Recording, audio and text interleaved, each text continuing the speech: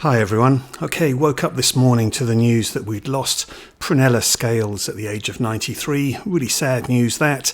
And of course, the first thing that springs to mind is absolutely Fawlty Towers and her role as Sybil. 50 years on now, and yet probably any of us who have seen this, just if you mention some of the episode names, The Builders, The Anniversary, Waldorf Salad, something like that, you can immediately bring to mind some of the episodes here.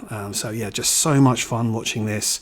We're so thankful for having this 12 episode series that just gave us so much laughter, and absolutely Prunella Scales was just fantastic as Sybil. But obviously I'm a movie channel, so I don't want to spend too much time talking about Fawlty Towers because so many other people in their well wishes about Prunella Scales will be able to talk about that fantastic comedy series which we all love so much. But yeah, I do just want to touch on some of the movies, because although Prunella Scales didn't have any lead roles in any movies, and indeed a lot of the roles that she did have were quite small ones or supporting roles, nonetheless she's been present at key times in British cinema, so I do just want to touch on some of those. So I mean, when it goes back to her original credits, I mean, I think one of the first things she did on TV was playing Lydia Bennet in an adaptation of Pride and Prejudice, which had none other than Peter Cushing playing Mr. Darcy. But then in 1954, she had a small role in Hobson's Choice, and this was directed by David Lean, and this was his last British movie before he went to the States and then started doing those big epics, the first one being The Bridge on the River Kwai. But yeah, Hobson's Choice is a wonderful film. Great central performance here from Charles Laughton, and Prunella Scales played one of his three daughters in the film, and Charles Laughton plays this really sort of self-satisfied bootmaker who just wallows in his own success and drinks to his own enjoyment, and finds that his eldest daughter starts to see if she can take the limelight away from him when she marries a rather timid bootmaker played by John Mills. But yeah, this is just a really, really enjoyable film. I mean, Charles Laughton really is fantastic in this. But yeah, Prunella Scales, one of the three daughters in this film. So yeah, quite a key film, and like I say, a really key film in David Lean's career before he went to the US. Then in 1954, she had a small role as a customer, although you can actually see her here on the cover here, in the John Gilliman film, The Crowded Day. Now, if anyone is familiar with my channel, I have certainly talked about the films of John Gilliman before. John Gilliman, a director perhaps most best known for doing big Hollywood movies such as The Towering Inferno and the 1976 King Kong.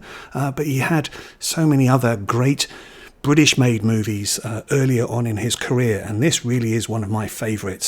So this is set in a London department store, and it's really about the women who work there and all the various issues that they go through. And this movie really does have a great fine line between being quite light-hearted but also being quite dramatic as well. So we've got some of the characters here, Joan Rice, for example, playing one of the store managers who really has to keep battling against the fact that the main manager in the store is a man played by Richard Wattis, so she has to keep demonstrating that she's very adept and capable herself.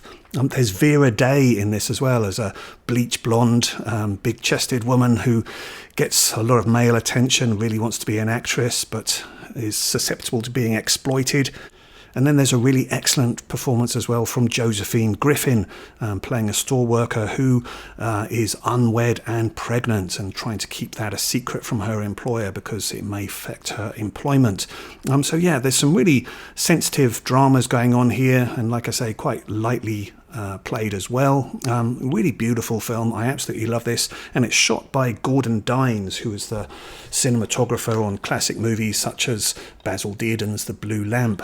But yeah, well worth seeing this one if you get the chance. But yeah, Prunella Scales playing a customer in the store here. Yeah, she actually gets mentioned in the BFI booklet in this one and talks about the fact that she got £20 for working a day or so on this movie. But that was big money to her back then. But sticking with the films of John Gillerman, well, she actually appeared in another film of his, and that was in 1962, and this was Waltz of the Toreadors. And this one starred Peter Sellers and Margaret Leighton, and adapted from a play by Jean Ennui. And I don't know about any of you, but when I was at school, I had to study a play by Jean Ennui, Antigone. But yeah, this one is about a retiring general who really does not get on well with his wife, played by Margaret Leighton, nor does he really like his two daughters, and Prunella Scales is one of them. And he's had this 17-year-long affair which has never been consummated. So the film is all about whether or not he's actually going to finally consummate that affair. Must admit, this isn't a film that has aged all that well, but nonetheless it is still quite an interesting one to see. So yeah, Prunella Scales as a daughter of Peter Sellers in Waltz of the Toreadors. So another significant British director name is Jack Clayton, and although Prunella Scales really had an uncredited and very minor role in this one, nonetheless she was in a very significant British film, and this was this one, Room at the Top from 1958, starring Simone Signoret and Lawrence Harvey. Just an absolute classic of British cinema. Now, Jack Clayton, a director who is best known also for doing movies such as The Pumpkin Eater, The Great Gatsby, of course, The Innocents, and the eerie Disney movie Something Wicked This Way Comes. But the touching thing here is that Prunella Scales was able to actually have a small role in Jack Clayton's final film, which came out in 1987, and that was The Lonely Passion of Judith Hearne, which starred Bob Hoskins and Maggie Smith, and the wonderful Wendy Hiller as well. Now, elsewhere, she was able to star in a couple of movies that actually looked at theatre groups and the kind of relationships and arguments that go on behind the scenes. One of those was this one, An Awfully Big Adventure from 1995, which starred Hugh Grant and Alan Rickman. And then the other was a film that was directed by Michael Winner, and that was A Chorus of Disapproval, and that starred Anthony Hopkins. And talking of Anthony Hopkins, Prunella Scales did get to be in a movie with him again, and that was in the Oscar-winning 1992 movie Howard's End, which also starred Emma Thompson and Helena Bonham Carter. And in this film, Prunella Scales plays Aunt Julie, who is the aunt of Emma Thompson and Helena Bonham Carter's characters. And she has a significant scene in the fairly early part of this film where she has a sort of confrontation with James Wilby and has an argument in a car with him.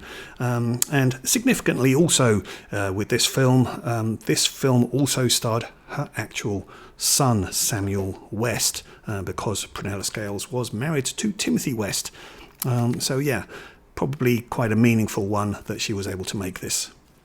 So whilst obviously Prunella Scales will be best remembered for brilliantly portraying Sybil in Fawlty Towers, and a comedy that just made us laugh so much, which is so beloved, absolutely it is also worth just recognising that although they were minor roles or supporting roles, she certainly has appeared in some significant movies in British film history.